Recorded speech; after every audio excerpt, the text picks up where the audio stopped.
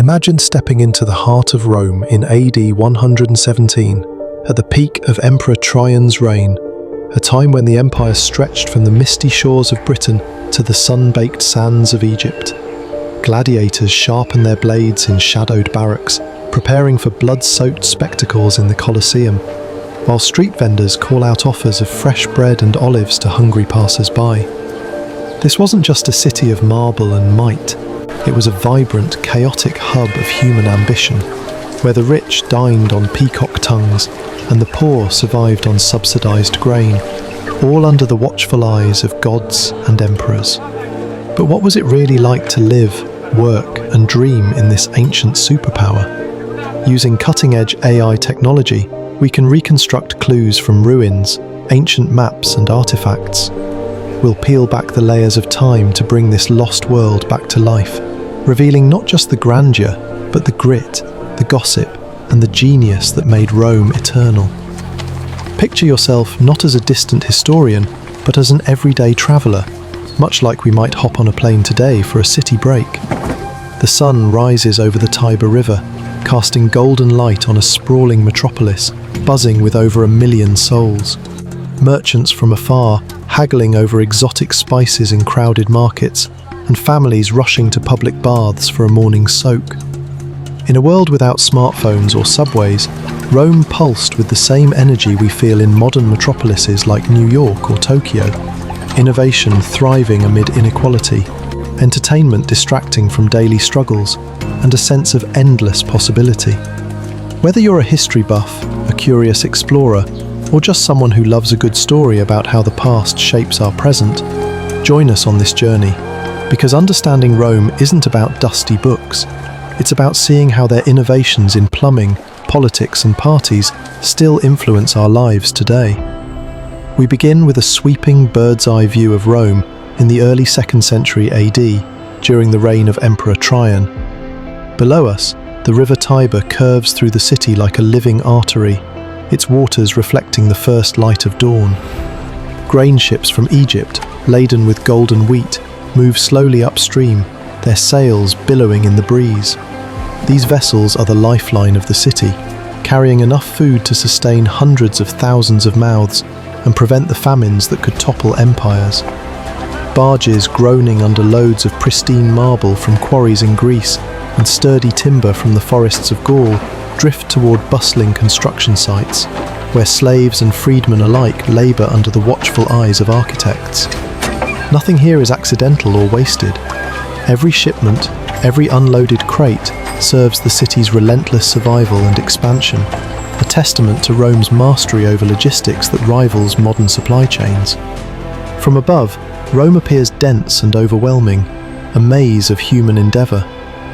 Multi-storey apartment blocks, known as insulae, rise haphazardly beside gleaming temples and sprawling public baths, their brick facades a patchwork of red and ochre.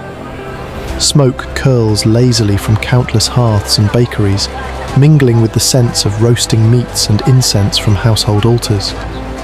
The sound of the city never truly fades. It's a symphony of chaos. Merchants shouting prices in a babel of languages, the clang of metal tools ringing against stone as masons carve intricate friezes, and the constant gush of water pouring from hundreds of public fountains, fed by engineering marvels that bring crystal-clear springs from distant hills. Rome does not pause for breath. It expands outward and upward, swallowing farmland and incorporating new neighbourhoods, much like how our cities today sprawl with skyscrapers and suburbs. Dominating the urban landscape is the Colosseum, or the Flavian Amphitheatre as it was originally called. Completed in AD 80 under Emperor Titus, it stands as the largest amphitheatre ever built, a colossal oval of travertine stone and concrete that could swallow modern stadiums whole. Its massive arches tower above the surrounding streets, casting long shadows that hint at the drama within. From the outside, it's an imposing fortress of engineering prowess. Inside, it's a transformative arena of life and death. More than 50,000 spectators, emperors, senators, merchants, and common folk pack its tiered seats, their cheers and gasps echoing off the walls as they await violence, drama, and spectacle. The games aren't mere entertainment. They're a social glue, binding the classes together in shared thrill, much like how big sports events today bring people from all walks of life into one roaring crowd. Below the arena floor lies a hidden world of ingenuity, a network of elevators powered by capstans and counterweights, trapdoors that spring open with a dramatic flourish, cages housing exotic beasts like lions from Africa or elephants from India, and dimly lit corridors where gladiators, often slaves or condemned criminals, whisper prayers before battle. For the crowd, every moment is unpredictable. A net fighter might ensnare a spear-wielding opponent, or a wild animal could break free in a frenzy. These games are free to the public, funded by the emperor's coffers from taxes and conquests. Entertainment here isn't a luxury, it's a political necessity, a way to distract from economic woes, quell unrest, and reinforce the emperor's benevolence, similar to how governments today host free public events or festivals to keep the peace and build support. Just steps away lies the Roman Forum, the beating heart of public life and governance. This rectangular plaza, nestled between the Capitoline and Palatine Hills, is where Rome governs itself, where laws are debated and announced in ringing oratory, and where power is displayed openly for all to see. Temples line the square like sentinels, each dedicated to a god believed to protect the city's fortunes. The Temple of Saturn, with its ionic columns, safeguards the state treasury, its vaults brimming with gold and silver from provincial tributes. The Temple of Vesta, a circular sanctuary, houses the sacred flame tended by Vestal virgins, a fire said to preserve Rome's very fate. If it extinguishes, calamity follows. The air here buzzes with incense and the murmur of rituals. Basilicas, grand halls with vaulted ceilings, dominate the edges of the forum. Inside these columned spaces, legal disputes are settled by sharp-tongued advocates. Contracts are signed with wax seals, and bankers tally loans on abacuses. Senators in bright white togas, edged with purple for the elite, move deliberately through the crowds, their slaves clearing paths with staffs. Every speech delivered from the rostra platform, every gesture in negotiation, is calculated for maximum impact. This space isn't only functional, it's symbolic, projecting an image of Rome as unshakable, a republic turned empire where order triumphs over chaos, much like how modern city halls or parliaments serve as stages for political theatre today. Above the forum rises the Palatine Hill, steeped in myth and majesty. According to legend, this is where Romulus, the wolf-raised founder, first traced the city's boundaries with a plough. By Imperial times, it has evolved into a luxurious enclave of sprawling palace complexes, where emperors like Trajan hold court. Marble terraces, adorned with intricate mosaics depicting mythical scenes, overlook the teeming city below. Lush gardens burst with imported flowers and fruit trees. Fountains splash in courtyards, painted with vivid frescoes of gods and heroes. And opulent halls surround the emperor's private chambers, complete with heated floors and private baths. From here, rulers observe the very population they command, spies and informants relaying whispers from the streets. The view from the Palatine is no accident, it's intentional theatre. Power is literally elevated above the masses, a daily reminder to the city below of who watches over it, who dispenses justice and bread. Even the word palace derives from Palatine, a linguistic legacy that underscores how Rome didn't just build structures, it defined concepts of authority that echo in palaces worldwide today. Moving south through the throngs, we arrive at the Circus Maximus, a vast chariot racing stadium that dwarfs modern racetracks. Stretching more than half a kilometre long and a quarter wide, it holds over 150,000 spectators on tiered wooden benches, with the Emperor's box offering the best vantage. This is the loudest place in Rome, a cauldron of excitement where the air vibrates with energy. When races begin, the sound is overwhelming. The thunder of hooves from teams of fiery horses, the crack of whips from skilled charioteers, and the surge of crowds leaning forward in anticipation, betting slips clutched in sweaty hands. Chariot racing transcends mere sport. It's a cultural phenomenon. 4 racing factions, the Reds, Whites, Blues and Greens, inspire fierce, almost tribal loyalty, with fans donning coloured tunics and chanting slogans that could erupt into riots if a favourite loses. Victories bring glory and riches to drivers, often slaves who could buy their freedom with winnings. Losses spark unrest that emperors must navigate carefully. Rulers like Traian understand this better than anyone. Appearing at the games isn't optional. It's a ritual of populism, a way to gauge public mood and maintain favour with the masses. Similar to how leaders today show up at big games or concerts to connect with everyday people. Behind all this spectacle lies infrastructure unlike anything the ancient world had seen. A web of engineering that sustained the city's grandeur.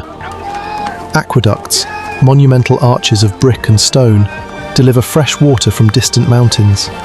Some, like the Aqua Claudia, stretch more than 50 miles, using gravity alone to channel millions of gallons daily. They supply not just drinking fountains that dot every neighbourhood, but also public baths, private homes for the wealthy, and even flushing public toilets, transforming hygiene, public health, and daily comfort in ways that prefigured modern plumbing. We enter the baths of Traian, one of Rome's most vast public bathing complexes, sprawling over acres with domed ceilings and intricate tile work. These aren't quiet, solitary spaces, they're bustling social centres where citizens from all walks escape the heat and grime. In the palestra, open courtyards ringed by colonnades, men exercise with weights or wrestle on sandy floors. Libraries and reading rooms hum with debates over philosophy. Steam rises from caldarium hot pools, heated by hypercaust systems. Underground furnaces circulating warm air through floors and walls, while frigidarium cold plunges shock the body awake with icy waters. Everyone bathes together, from senators to shopkeepers. Social rank fades here, at least briefly, fostering a rare equality amid the empire's hierarchies. Admission is cheap or free, subsidised to promote health and harmony, much like public pools or gyms today offer a break from daily divides. Leaving the baths refreshed, we step into the Subura, a crowded labyrinthine district that embodies Rome's working-class underbelly. Tall apartment buildings loom overhead, some teetering 6 or 7 stories high on wooden beams, their upper floors rented to the poorest in cramped, windowless rooms where entire families huddle. Fires spread easily through these fire traps, and structural collapses are a constant risk, yet life here pulses with unyielding vibrancy. Children dart through narrow alleys, playing games with knucklebones, while matrons hang laundry from balconies. Shopfronts, or tabernae, open directly onto the bustling streets, their counters spilling over with goods, fresh-baked bread from communal ovens, briny olives pickled in amphorae, cheap wine poured from vats, and hearty cooked meals like lentil stew sold to residents who lack their own kitchens in tiny apartments. Carts laden with produce rumble past, dodging stray dogs and donkeys. The air is thick with the aromas of garlic, fish sauce, and sweat. This is the Rome most citizens know, loud, crowded, and essential to the empire's engine. A reminder that behind the monuments were real people, grinding out existences not unlike urban dwellers today in bustling metropolises. Nearby stands Traian's Market, an astonishing multi-level commercial complex, ingeniously built into the Quirinal hillside like an ancient shopping mall.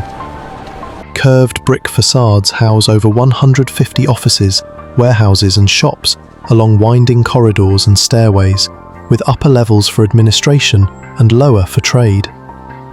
Goods arrive from every corner of the empire, unloaded by porters. Pungent spices from India via the Red Sea, delicate glassware blown in Syrian workshops, golden olive oil pressed in Spanish groves, and shimmering silk woven in distant China, traded along the Silk Road. Rome consumes the world voraciously, and in turn, the world feeds Rome's insatiable appetite, fueling an economy that connected continents long before globalization. Rising beside it like a victory scroll is Trajan's Column, a 30-meter marble shaft carved in a continuous spiral frieze that narrates the emperor's Dacian wars. Over 2,500 figures, soldiers marching in disciplined ranks, engineers building pontoon bridges over raging rivers, and legionaries clashing with barbarian foes, tell a story of military conquest in vivid detail. This isn't just art, it's propaganda in stone, a reminder etched for eternity that Rome's prosperity is built on discipline, brute force, and relentless expansion, lessons that echo in military histories today. We now approach the Pantheon, a temple whose iconic dome would soon be rebuilt under Emperor Hadrian around AD 126, though construction may have begun in Trajan's final years. From the outside, its portico of massive Corinthian columns is solid and restrained, belying the wonder within. Stepping inside, the space opens into a vast, perfectly proportioned dome spanning over 40 meters, the largest unreinforced concrete dome ever built, a feat of engineering that still baffles modern architects with its oculus, a central eye open to the sky. Sunlight streams through the oculus, moving across the coffered interior like a slow-moving celestial clock, illuminating niches once holding statues of planetary gods. Rain falls freely inside during storms, draining through subtle floor channels. The building connects earth and heaven without gaudy decoration or excess. Its beauty lies in mathematical precision and simplicity, feeling almost modern in its minimalist elegance, influencing domes from St. Peter's Basilica to the US Capitol. Crossing the Tiber via the sturdy Pons Aemilius Bridge, we enter Trastevere, a district that feels worlds apart immediately. Narrow, winding streets, cobblestoned and shadowed, mixed languages from traders' tongues, and foreign customs dominate daily life here. Sailors from Ostia unloading cargo, craftsmen hammering jewelry in workshops scented with myrrh. Immigrant communities thrive, Greeks debating in academies, Egyptians honouring Isis in hidden shrines, Jewish families gathering in synagogues, and Syrians selling textiles dyed in vibrant purples. Rome absorbs these cultures rather than erasing them, blending them into its mosaic. Much like multicultural neighbourhoods in today's global cities, foster innovation through diversity. As afternoon fades into golden twilight, the city's rhythm shifts subtly. Senators retreat to their lavish villas on the outskirts, escaping the urban clamour for gardens and frescoed dining rooms. Shops close their wooden shutters with a clatter, merchants tallying the day's earnings by lamplight. Taverns, or popinae, fill with raucous conversation and laughter, patrons downing mulled wine and gambling on dice games under smoky ceilings. Oil lamps flicker to life along streets and inside homes, casting a warm glow that softens Rome's edges, but never lets it fully disappear into darkness. In elite houses on the Palatine Hill, dinners unfold as elaborate performances of status.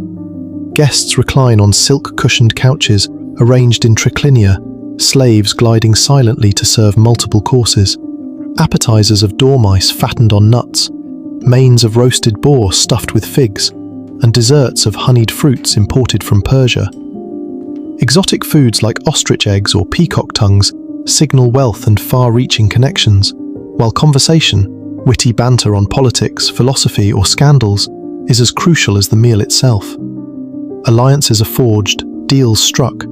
Influence is built at the table, not unlike modern power lunches in boardrooms. Meanwhile, the poor gather in public spaces like forums or insulae courtyards, sharing simple meals of porridge and cheese. Stories are exchanged around communal fires, tales of heroic gladiators or imperial gossip, while the annona, the grain dole distributed free to citizens, ensures basic survival and prevents starvation riots. Bread and circuses aren't mere gifts, they're calculated tools of control, maintaining social stability in a city where the gap between rich and poor could spark revolution, a strategy echoed in welfare systems today. Beyond the Aurelian walls, though not yet built in Trajan's time, Rome's roads stretch outward like veins of empire. The Via Appia, the Queen of Roads, leads south through tomb-lined landscapes adorned with elaborate mausoleums toward distant provinces like Campania. Paved with basalt slabs and flanked by milestones, these highways move armies at marching pace, officials on horseback with urgent dispatches, and merchants' wagons laden with goods, all with astonishing speed and efficiency. Rome's reach extends far beyond what the eye can see, connecting a domain of 50 million people across 3 continents. As night deepens, the city quiets but never truly sleeps. Guards patrol dimly lit streets with torches, warding off thieves. Fires glow faintly in workshops where blacksmiths forge tools till dawn. Temples and monuments loom mysteriously beneath a canopy of stars, their silhouettes whispering of divine favor. Rome presents itself as eternal, immovable, destined to endure forever. A self-image crafted through architecture and myth. Yet even in this golden age, change is inevitable. Empires rise and fall. Emperors like Trajan give way to successors, and cracks in the system, from overextension to internal strife, foreshadow decline. But Rome's legacy will outlast its rulers, its laws codifying justice, its Latin language birthing Romance tongues, its engineering inspiring aqueducts and roads worldwide, and its urban planning influencing cities from Paris to Washington, D.C. Standing within this reconstructed city, we glimpse a world both distant and eerily familiar, ambitious in its conquests, unequal in its distributions, innovative in its solutions, and alive with human stories. Rome believed itself eternal, and in many ways, it was right. Its echoes resonate in our infrastructure, governance, and even entertainment. History has left us fragments, crumbling ruins, faded texts, shadowy artifacts of greatness. With technology, archaeology, and a dash of imagination, we can walk these streets again, feeling the cobblestones underfoot and hearing the echoes of a million lives. If you enjoyed this tour, please subscribe and check out this next video to learn more. Thanks for watching, and we'll see you in the next video. Hey there, thanks for watching. My goal with these videos and this channel is to use AI in a way that educates and inspires viewers. If you like that mission, please support our work by subscribing and watching more episodes. Thanks.